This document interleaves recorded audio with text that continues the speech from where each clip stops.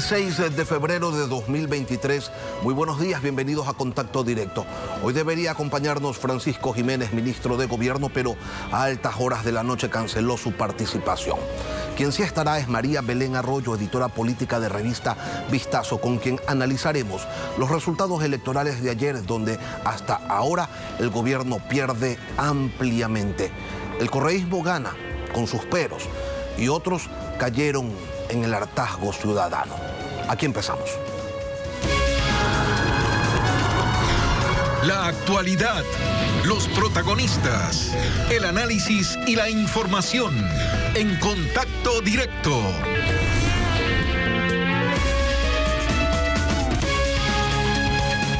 Guayaquil terminó con más de 30 años de hegemonía del Partido Social Cristiano en la administración de la ciudad. Con el 93% de las actas escrutadas, Aquiles Álvarez alcanza el 39.75% y Cintia Viteri llega al 30.31%.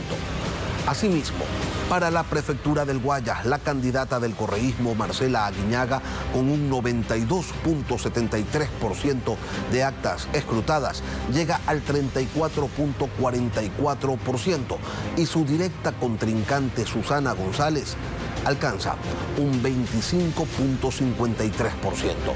Así Aguiñaga se convierte en la virtual ganadora de estos comicios. Ella, junto a Aquiles Álvarez y decenas de simpatizantes, siguieron de cerca el conteo de votos en la sede del correísmo en un hotel del centro de Guayaquil. Decenas de simpatizantes de Aquiles Álvarez se reunieron en un hotel del norte de la urbe para seguir de cerca el conteo de votos. Empezaron a celebrar al conocer que los resultados preliminares del CNE favorecían al candidato de la Revolución Ciudadana. Ahí el virtual ganador de la alcaldía de Guayaquil dio sus primeras impresiones. Esperamos el conteo rápido que tenemos con actas, no mentiras, sino con actas de verdad. Y en nuestro conteo, nosotros, en el conteo rápido total, superamos a la que hasta hoy ha sido la alcaldesa de Guayaquil con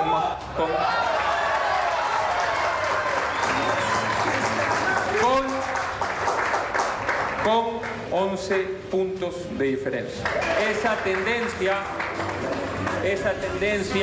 es irreversible. Además, envió un mensaje al exalcalde de la ciudad, Jaime Nebot. Lo respetan y le tienen agradecimiento por haber cambiado Guayaquil, así que yo, considerándolo un hombre de bien, que quiere lo mejor para los guayaquileños y para la provincia, le pido de favor, como líder del Partido Social Cristiano, que con hombría de bien acepte el triunfo nuestro.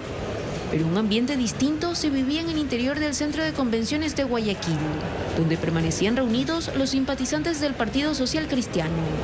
Ahí el silencio gobernaba, esperando los primeros resultados que revertían la tendencia. Ni la alcaldesa Cintia Viteri, que buscaba la reelección, ni ningún representante se pronunciaron sobre el conteo de votos hasta el cierre de la jornada. Por su parte, a través de su Twitter, el candidato Jimmy Jairala reconoció el virtual triunfo de Álvarez y expresó: "He puesto a su disposición nuestro plan de trabajo para que tome del mismo lo necesario para construir un mejor futuro para la ciudad. Guayaquil optó por el cambio". Mientras tanto, Pedro Pablo Duarte señaló lo siguiente: "Esperemos juntos tener resultados verídicos, contentos todos con el trabajo que hemos realizado". Son las primeras reacciones a lo que fue esta jornada de comicios, en la que la ciudad decidió cambiar de partido político tras más de 30 años, dirigida por el PSC. Y mientras tanto, en la capital de la República, con el 99.43% de actas procesadas, Pavel Muñoz es el virtual nuevo alcalde de Quito. Alcanza un 25.20% y su directo contrincante Jorge Yunda llega al 22.20%. Revisemos los datos para la prefectura de Pichincha. Con el 99.49% de las actas escrutadas, Paola Pavón llega al 27.97% y Guillermo Churuchumbi alcanza el 25.55%. Así celebró la Revolución Ciudadana su triunfo en la capital. Mientras el conteo de votos seguía su curso, los simpatizantes se concentraban para apoyar a cada uno de sus candidatos. En la sede del movimiento Revolución Ciudadana, Mabel Muñoz, candidato a alcalde de Quito, y Paola Pavón, aspirante a la prefectura de Pichincha, seguían con atención la tendencia que marcaba la jornada electoral y que les ponía al frente de estas elecciones. Yo desde el primer día pondré, digamos, al servicio de Quito mi capacidad democrática, mi vocación democrática para establecer los 4, 5, 6 consensos que necesita la ciudad e invitar a que los concejales se sumen a eso. Este es un momento de unar esfuerzos para enfrentar esta crisis de distintas dimensiones, y lo tenemos que hacer en esta dupla. Yunda, por su parte, fue más cauto y a través de su cuenta de Twitter se pronunció tras conocer al virtual alcalde de Quito. El pueblo se ha pronunciado. Felicitaciones, Pavel. A quienes votaron por mí no me alcanzará la vida para agradecerles. Ahora, a meter el hombro todos para sacar esta ciudad y este país adelante. Pedro Freile, de la alianza entre el Partido Socialista y el Movimiento Suma, en su sede aseguró sentirse ansioso pero tranquilo de estos resultados. Y estamos muy contentos por lo que hemos logrado hasta este instante. Con mucha humildad asumimos la información que se ha divulgado hasta el momento y creemos que lo más responsable es esperar los resultados oficiales. El resultado final de esta contienda se sabrá cuando el Consejo Nacional Electoral proclame oficialmente los resultados. Escuchamos En los sueños más optimistas de la oposición no se proyectaban los resultados de la jornada electoral de este domingo. Le apostaron a distintas aristas, al desgaste de un gobierno en cuyos errores capitalizaron los respaldos que alcanzaron ayer. También esto responde a un trabajo consistente desarrollado por la Revolución Ciudadana sobre una base social que desesperadamente busca respuestas a sus problemas. Y también es el resultado de un ejercicio de egos de algunas organizaciones políticas que se creyeron invencibles y que ayer sorpresiva y estrepitosamente han tocado fondo. Vamos a analizar los resultados de ayer con María Belén Arroyo, editora política de Revista Vistazo. Buenos días, María Belén. Bienvenida a Contacto Directo. Buenos días, Lenin, y buenos días, amigos. Prefectura de Pichincha, Prefectura de Manabí, Prefectura de Azuay, Prefectura de Guayas, Alcaldía de Quito, de Guayaquil, solo por referirnos a algunos de los triunfos electorales más sonados del correísmo durante la jornada de este domingo. ¿Cuál es, María Belén, la primera lectura que debemos sacar de este reposicionamiento del correísmo en el mapa político nacional? Efectivamente, Lenin, buenos días con todos nuevamente. Estamos frente a tres lienzos por analizar para darle una imagen, ¿no? Tenemos el resultado de las seccionales, hablemos de las elecciones locales, tenemos el tema de la consulta, que es por cuerda separada, y tenemos el Consejo de Participación, cuyos integrantes también eran votados ayer. No tenemos el lienzo completo en ninguno de los tres casos, pero sí tenemos ya esbozado lo que sería el mapa preliminar de los seccionales, hablando del primer proceso. Y es ni más ni menos que como lo planteas, Lenin. Estamos viendo a una organización política cohesionada, y me refiero a la Revolución Ciudadana, que con una estrategia, vamos a decir, silenciosa, pero constante, estuvo buscando posicionarse en los tres bastiones principales electorales del país. Y eso explica, como tú lo diste en detalle, por qué las tres principales provincias, y vamos a decir numéricamente hablando, Pichincha, Guayas, Manabí, tienen prefectos a esta hora confirmados de la Revolución Ciudadana. Y por qué Quito, efectivamente, Guayaquil, tienen este momento alcaldes ya irrebatiblemente confirmados de la misma tendencia. Ahora, efectivamente, hay fenómenos distintos y son diferentes para analizar.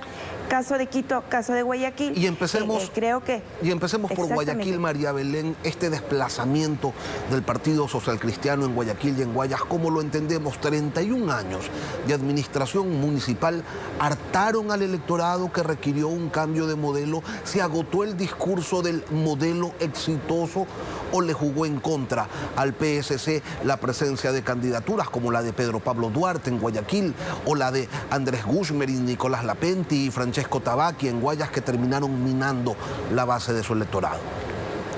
Como tan agudamente lo mencionas, Lenin, es una suma de todo ello. No podemos hablar de un solo elemento determinante, es un escenario matizado por todos estos elementos.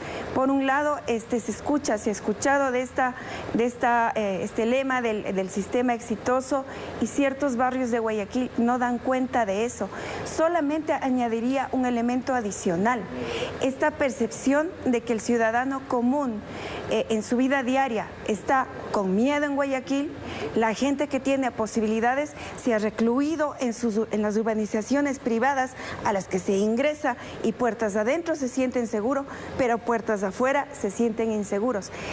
Creo que no ha habido la capacidad de comunicar por parte del gobierno local respuestas concretas, y más que eso, yo siento que es un desgaste del modelo y el cambio que imprimió la figura que está hoy en el poder, que de alguna forma entiendo que ya no ha dado respuestas suficientes, y frente a eso súmale un elemento adicional. Es la gente, frente al hartazgo, al cansancio, y me refiero en Guayaquil, opta por una persona que tiene un perfil nuevo en política, que tiene esta presencia de ha sido empresario, pero en el discurso dice prefiero al ser humano sobre el capital, y eso da unas luces de lo que ha logrado conectar con el elector de Guayaquil. Me parece fundamental el tema de la seguridad. Perdón, silencio. Sí, un electorado que no quería piscinas con olas, sino que primero quería agua potable, primero quería alcantarillado, primero quería que le asfalten su calle, que le construyan aceras. Un electorado que primero quería seguridad. Ahora, María Belén, León Febres Cordero ganó sus alcaldías con un 65% la primera, con un 62% de respaldo la segunda. Jaime Nebot ganó sus alcaldías con un 71% la primera y con un 56% de respaldo la segunda. Cintia Viteri llegó al municipio de Guayaquil con un 53% de apoyo popular. Aquiles Álvarez se queda hasta ahora en un 39%, suficiente para llegar al sillón de Olmedo, pero ¿será suficiente para manejar una ciudad que ha estado acostumbrada a tener alcaldes con un amplio respaldo? Justamente esta evolución de las cifras históricas que tú lo estás haciendo con tanta precisión, y al hablar de menos de un 40% hasta ahorita, por un lado está explicando estos escenarios de dispersión, y ahí entra el elemento en el análisis, el elemento de las figuras como el señor Duarte, que entra a disputar, entra a irrumpir en un escenario, claro, creando esta dispersión. ¿A quién le resta votos ahí? Es la gran pregunta, y efectivamente el desafío es para el que ha sido elegido, porque el discurso que tuvo ayer, escuché fragmentos de la intervención, tiene que ir más allá. El tema es cómo manda unas señales de que va a gobernar para todos, sabiendo que si en última instancia se consagra su triunfo con el 39%, efectivamente el porcentaje de quienes no votaron por él es mayor. Ese es el desafío desde hoy, día 1 de su posible gestión para el candidato que ha ganado, entender que no llega arrasadoramente, y si tú quieres, Lenin, vámonos a Quito. Eso es más grave en Quito, donde el porcentaje de triunfo es absolutamente menor, y entonces el desafío es para quienes han llegado comprender y sintonizar con los electores que no les dieron el voto, que no les dieron el respaldo, y entender que han llegado en escenarios de dispersión, de confusión, porque pertenecen a una organización y fuerza política que tiene este gran plus, que hoy lo han exhibido totalmente, digamos, diáfanamente en las urnas. Ellos son organizados, son disciplinados, y en este escenario de dispersión que el elector común se enfrentaba al examen final con 7 papeletas y con una confusión real en su mente, eso explica por qué ha habido estos niveles de indecisión tan altos respecto a lo históricamente registrado. Tú señalabas, y con acierto, que son dinámicas distintas, las de Quito y las de Guayaquil. Quito ya vivió lo que es tener un alcalde con un bajo porcentaje en las urnas, pero que le alcanzó a fin de cuentas para llegar hasta el solio municipal. Y ya sabe Quito también lo que es tener un alcalde que no cuenta con una mayoría incondicional en el Consejo y que sea destituido a mitad de periodo. Paola Pavón también en la elección anterior ganó sin sobrepasar el 50%, pero logró mantenerse en la prefectura con uno que otro problemita, por llamarlo de alguna manera, a su grillete. Ahora, esta dinámica que se repite, ¿qué tipo de consecuencias puede tener? Porque no solamente ocurre ahora en Quito, sino también en Guayaquil. En Cuenca, el alcalde llegaría con apenas un 18%. ¿Hacia qué tipo de democracia estamos avanzando en donde los administradores municipales ya no son gente con amplios respaldos, sino con sólidos respaldos minoritarios? Justamente has usado, me parece que las categorías correctas. Estamos hablando de autoridades legalmente elegidas. Lo que está un poco ahí bajo la sombra de duda ahí, con qué legitimidad llegan si no tienen estos porcentajes que por lo menos representen más del 50% o estén en esos rangos. Estamos hablando de un fenómeno y de un momento complejo, interesante, pero también muestra y refleja que la gente está posiblemente saturada de la clase política. La élite política tiene que hacerse un serio cuestionamiento qué ha hecho en favor de la colectividad a la que busca y ha querido y ha pretendido representar sin lograrlo. Este es un llamado de atención tremendo hacia las respuestas que da la institucionalidad y el sistema electoral hacia los ciudadanos. Nos debe hacer pensar y reflexionar profundamente, Lenin, ¿cómo es posible que haya esta dispersión de actores, de candidatos? Y también hay un debate que yo lo he escuchado con mucha fuerza estas últimas semanas y es posible que haya que traerlo a la palestra. ¿Es posible tener un solo alcalde que represente realidades geográficas, sociales y de todo tipo tan distintas? ¿O es el momento de hablar de varios alcaldes para un distrito metropolitano? Hablo de Quito, hablo de Guayaquil. Es el momento de hablar de una segunda vuelta entre los dos más opcionados para permitir un tiempo de profundización de las propuestas de campaña y para que los candidatos nos presenten cuál es su propuesta, qué es lo que van a hacer como modelo de gestión en nuestras ciudades y no simplemente decir tenían poco y nos quedamos con el que menos, con el que más sacó. María Belén, de las fragmentadas.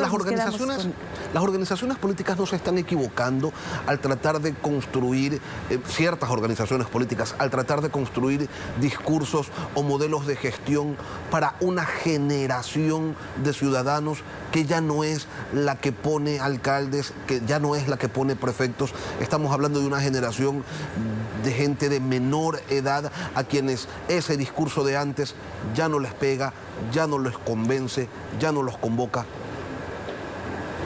Las organizaciones políticas tienen un papel y una responsabilidad que hoy día, a la hora que estamos, ya deberían estar sentados en una mesa debatiendo cuáles son los errores que han cometido, en qué han fallado, y yo pienso y siento que no se han vuelto responsables de las figuras que han presentado en estos comicios para los electores.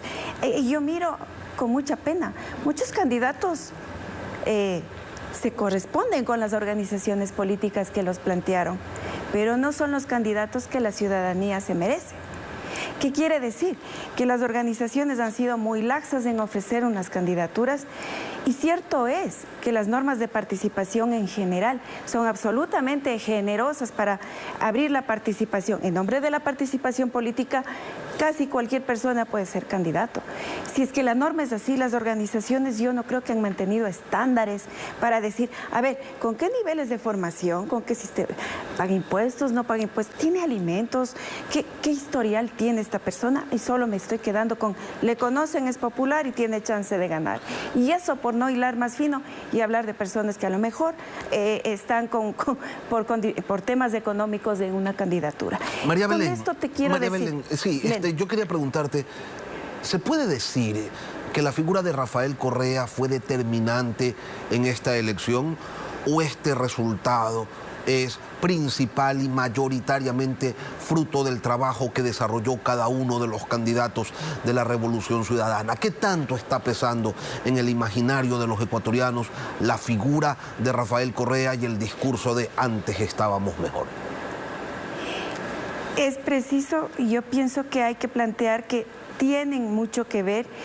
A ver, citemos el caso de Quito y 2019. La candidata por la Revolución Ciudadana en 2019 a la alcaldía de Quito, Luisa Maldonado, representante de los barrios del sur, casi que le disputa cabeza a cabeza a Yunda en cierto momento y queda en segundo lugar. Hoy la misma candidata ha vuelto a participar por otra organización política, se distanció del correísmo y está casi que en la punta, pero del otro lado. No ha llegado... Entonces es un caso muy sui generis el que te estoy diciendo, muy particular, pero con eso trato de decirte, hay un peso de la marca. Efectivamente, súmale a eso esta estrategia disciplinada, organizada, de trabajar en territorio, además, yo pienso que la estrategia consistió en capitalizar el descontento que hay en el ciudadano común con 1 año y medio de gestión, con casi 2 años de gestión del actual gobierno, que yo creo que eso se está viendo hasta este momento en los resultados, no ha sabido dar respuestas a ciertos problemas cotidianos. María Belén, pero te preguntaba lo de Rafael Correa porque desde el propio correísmo se ha dicho durante 2 años, el señor ya no vive aquí, el señor ya no pinta nada aquí, ¿por qué siguen hablando de él? Y resulta que se lo activa para elecciones y terminan obteniendo un resultado positivo y surge entonces la duda, ¿de verdad pesa o no tanto, o es más producto del trabajo interno, de bases y de esta capitalización del descontento a la que tú haces referencia, el resultado de este domingo? Pues si no pesa Lenin, digamos, les decía a estas personas que hablan como si fuera un fantasma. No, es un actor político visible. Y mira, yo ayer tuve la posibilidad de estar en varios recintos y veía en la propaganda electoral está el silueteado y la figura de Rafael Correa, y si no fuera tan importante, ha estado en los afiches acompañando a candidatos para las distintas dignidades para las que han estado postulando. Efectivamente, Rafael Correa ha sabido manejar esta dualidad, vamos a decir, esta condición presente-ausente. Está presente porque estamos hablando de él. Está ausente, pero físicamente porque físicamente no lo vemos. Yo creo que esta dicotomía hábilmente manejada de presencia-ausencia hace que esté latente, y cuando hay un momento como el actual, tú ves, hay personas que se quieren ir del país y eso poco se ve, no está en la superficie. ¿Por qué se va tanto ecuatoriano por esta ruta tan peligrosa que es el estrecho de Darién? Porque algo está pasando, porque no tiene trabajo, porque con mucho esfuerzo abrió un negocio y viene alguien y le está pidiendo un valor diario para no atentar contra su vida, contra su familia o contra sus bienes. Hay situaciones de la cotidianidad en las cuales se percibe que el gobierno actual no está dando respuestas, y si el gobierno, este momento, y espero que la ausencia del señor ministro de gobierno aquí sea porque esté en un comité buscando los errores y conversándose con sus pares en qué hemos fallado al Ecuador, porque nos está dando hoy la espalda en las urnas. Yo siento que hay que leerlo así, Lenin, y no sé si estoy contestándote. Sí, claro que sí, por supuesto que lo estás respondiendo, y te queremos seguir consultando sobre los resultados catastróficos para el gobierno en la consulta popular, pero eso será luego de la pausa. Ya volvemos. Y es tiempo de revisar cómo va a esta hora los resultados de la consulta popular. La pregunta 1, la que se refiere a la extradición, allí gana el no con un 55.64%. En la pregunta número 2, que es la que se refiere a la Fiscalía, la autonomía de la Fiscalía, gana el no con un 60.05%. Pasemos a la pregunta número 3, que es aquella que se refiere a la reducción del número de asambleístas. Gana el no con un 56.56%. La cuarta pregunta, que planteaba un nuevo sistema de registro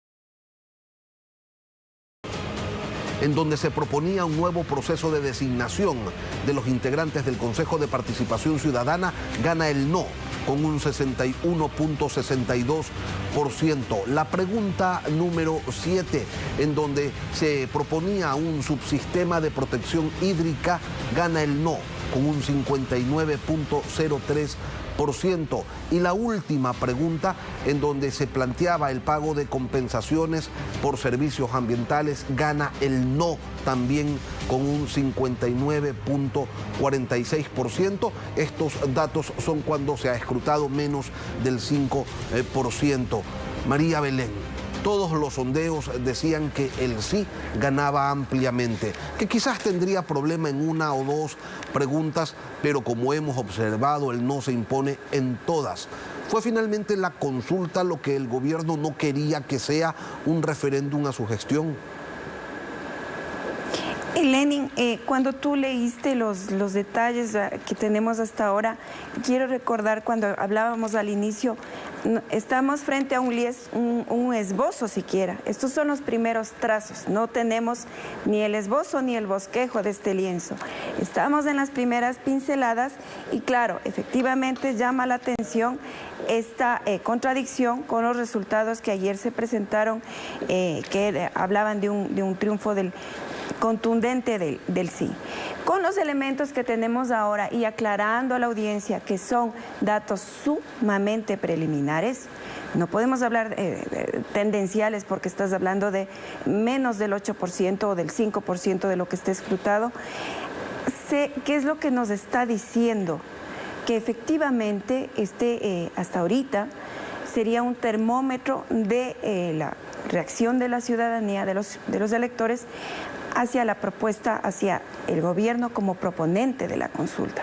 Al decir no en temas tan disímiles como la extradición, la autonomía de la Fiscalía, en temas políticos como estamos hablando de la pregunta 3, la del número de asambleístas, la de restricciones para que movimientos políticos de alguna forma no haya tanta proliferación. Son preguntas de diferentes campos, en diferentes tópicos y temáticas. Yo advierto a partir de lo que miré en momentos previos a las elecciones, una confusión entre los electores, una confusión como para presentarse a un examen sin saber, sabiendo que te juegas algo muy grande, pero sin saber cómo proceder, porque efectivamente siento que había una complejidad en la implicación de cada pregunta. No es sencillo poner un tema de este calibre para que la gente lo entienda. Mucha gente se enteraba qué es el Consejo de Participación y yo ayer escuchaba a gente preguntando y que decía, no sé, pero todo di tal. Te hablaban, es decir, me pregunto si es que todo se puso en un solo paquete y nos hizo el análisis individual de las preguntas para entender cuál era la implicación en cada caso. María Belén. Al momento... Sí, María Belén, lamentablemente se nos ha terminado el tiempo, pero yo quiero agradecerte por tu presencia, por tus criterios. María Belén Arroyo, editora política de revista Vistazo, gracias por acompañarnos una vez más aquí en Contacto. A ti gracias por la invitación, buenos días. Gracias. Y bien, aquí terminamos las entrevistas. Los análisis postelectorales continuarán a lo largo de la semana. Las noticias continúan en Televistazo, en la comunidad. Que tengan todos un buen inicio de semana.